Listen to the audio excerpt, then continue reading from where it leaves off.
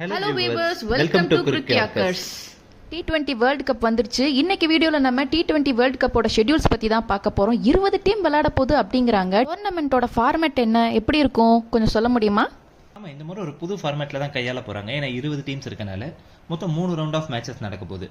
So first group stage, அப்புறம் super 8, அப்புறம் knock outs. So இந்த குரூப் ஸ்டேஜ் மேட்சஸ்க்கு பார்த்தோம்னா டீம்ஸை வந்து மொத்தம் 4 குரூப்பாக பிரிச்சிருக்காங்க. அதில் ஃபஸ்ட்டு குரூப்பில் நம்ம எடுத்துக்கிட்டோன்னா India, Pakistan, Ireland, USA and Canada இருக்காங்க. அது மாதிரி குரூப் பியில் England, Australia, Namibia, Scotland, Oman இருக்காங்க. குரூப் சியில் New Zealand, West Indies, Afghanistan, Uganda, Papua New Guinea இருக்காங்க. குரூப் டியில் South Africa, Sri Lanka, Bangladesh, Netherlands, நேபாள்ஸ் இருக்காங்க. ஸோ இப்போ இனிஷியலாக இந்த குரூப் ஸ்டேஜஸ் எப்படி நடக்கும்னா, இந்த ஒவ்வொரு டீமும் அவங்க குரூப்பில் இருக்க எல்லா டீம்ஸ் கூடயும் ஒரு மேட்ச் ஆடுவாங்க. So end of the group ஸ்டேஜில் அந்த குரூப்பில் டாப் 2ல் இருக்க டீம்ஸ் வந்து நெக்ஸ்ட் ஸ்டேஜுக்கு குவாலிஃபை ஆவாங்க. ஓ, அப்போ 4 குரூப்ஸ்லேருந்து குவாலிஃபை ஆகிற ரெண்டு டீம் வச்சு தான் குரூப் 8 மேட்சஸ் நடக்க போகுது, அப்படி தானே? அப்போ அதோட ஃபார்மேட் எப்படி இருக்கும், சொல்ல முடியுமா? அடுத்து சூப்பர் 8 ஸ்டேஜ்லேயுமே டீம்ஸை வந்து 2 குரூப்பாக பிரிச்சிருக்காங்க. ஒவ்வொரு குரூப்புக்கும் 4 டீம். ஸோ ஒரு டீம் எடுத்துக்கிட்டோன்னா அந்த குரூப்பில் இருக்க மிச்ச 3 டீம் கூட ஒவ்வொரு மேட்சஸ் ஆடுவாங்க. ஸோ இங்கேயுமே பாயிண்ட்ஸ் டேபிள் படி ஒவ்வொரு குரூப்லேயும் டாப் 2ல் ஃபினிஷ் பண்ணுற 2 டீம்ஸ் வந்து செமிஃபைனல்ஸ்க்கு மூவ் ஆவாங்க.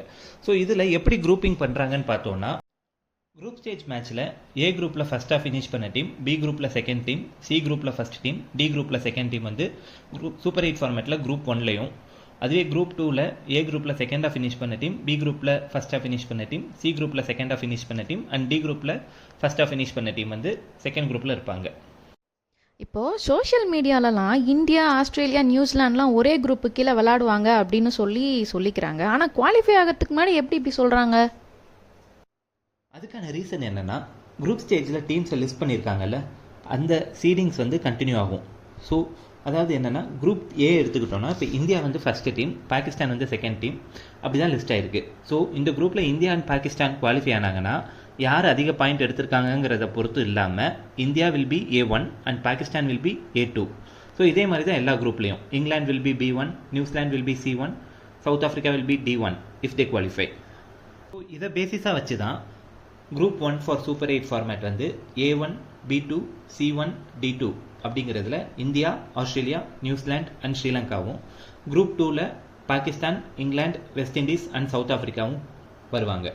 ஸோ இதை பேஸ் பண்ணி தான் இந்த சோஷியல் மீடியாவில் போயிட்டுருக்கு.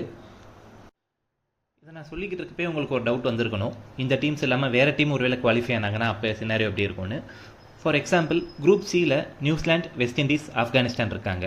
ஒருவேளை வெஸ்ட் இண்டீஸ் குவாலிஃபை ஆகலை, நியூசிலாந்து அண்ட் ஆப்கானிஸ்தான் குவாலிஃபை ஆகிறாங்கன்னா நியூசிலாந்து வந்து C1 தான் இருப்பாங்க, வெஸ்ட் இண்டீஸோட C2வை ஆப்கானிஸ்தான் எடுத்துக்குவாங்க. ஸோ அப்போ ஆப்கானிஸ்தான் வந்து குரூப் 2ல் இருப்பாங்க சூப்பர் 8 ஃபார்மேட்டுக்கு. அதுவே ஒருவேளை நியூசிலாந்து குவாலிஃபை ஆகலை, Afghanistan and west Indies qualify பண்ணாங்கன்னா நியூசிலாண்டோட C1 பிளேஸை ஆப்கானிஸ்தான் எடுத்துக்குவாங்க. ஸோ அவங்க வந்து குரூப் 1 ஃபார் சூப்பர் 8ல் ஆடுவாங்க. ஒருவேளை ஒரு எக்ஸப்ஷன் சினாரியோவில் நியூசிலாந்து, வெஸ்ட் இண்டீஸ் 2 பேருமே குவாலிஃபை ஆகாமல் ஆப்கானிஸ்தான் அண்ட் உகாண்டா குவாலிஃபை ஆகிறாங்கன்னா அப்போ யார் குரூப் 1ல் இருப்பாங்க, குரூப் 2ல் இருப்பாங்கங்கிறத ICC முடிவு பண்ணுவாங்க. அது நடக்கிறதுக்கு சான்சஸ் ரொம்ப கம்மி. ஏதாவது ஒரு டீம் வேணால் மிஸ் அவுட் ஆகலாமே தவிர 2 டீம்ஸ் மிஸ் அவுட் ஆகிறது ரொம்ப ரேராக தான் நடக்கும். ஓ, இதான் விஷயமா? அதே மாதிரி இந்தியா செமிஃபைனல்ஸ் வந்து கயானால ஃபிக்ஸ் பண்ணியிருக்காங்க அப்படின்னு சொல்லிக்கிறாங்களே, அது என்ன காரணம்? ஆமாங்க, அதுவும் உண்மை தான். சூப்பர் 8லேருந்து குவாலிஃபை ஆகிற 4 டீம்ஸ் வந்து செமிஃபைனல் ஆடணும். ஆனால் அதில் ஒரு டீம் இந்தியாவாக இருந்துச்சுன்னா இந்தியாவோட செமிஃபைனல் மேட்ச் கயானால தான் கண்டிப்பாக நடக்கும். ஸோ இதை எதுக்காக ஃபிக்ஸ் பண்ணி வச்சுருக்காங்கன்னா, அந்த டைமிங்ஸில் நடந்தால் தான் இங்கே இந்தியன் வியூவர்ஸ்க்கு லேட் ஈவினிங்கில் அந்த மேட்ச் பார்க்குறதுக்கு நல்லா கரெக்டாக இருக்கும். அந்த டிவி வியூவர்ஷிப்காக இதை பண்ணியிருக்காங்க. நெக்ஸ்ட்டு ஃபைனல்ஸ் வந்து 29 ஜூன் பார்படாஸில் நடக்கும். ஓ, ஓகே. எனக்கு T20 வேர்ல்டு கப்போட ஃபார்மெட்டு, ஷெட்யூல்ஸ் பற்றி ஓரளவுக்கு ஒரு ஐடியா கிடச்சிருச்சு. என்ன வியூவர்ஸ், உங்களுக்கு ஒரு நல்ல ஐடியா கிடச்சிருக்குன்னு நம்புகிறேன். மேலும் இந்த மாதிரி கிரிக்கெட் சம்மந்தப்பட்ட வீடியோஸ் பார்க்கணும் அப்படின்னா நம்ம கிரிக்கியாக்கஸ் சேனலை சப்ஸ்கிரைப் பண்ணிக்கோங்க. மறக்காமல் பெல் ஐக்கான் கிளிக் பண்ணிக்கோங்க. தொடர்ந்து வீடியோஸ் பார்த்து எங்களுக்கு சப்போர்ட் பண்ணுங்கள். தேங்க்யூ.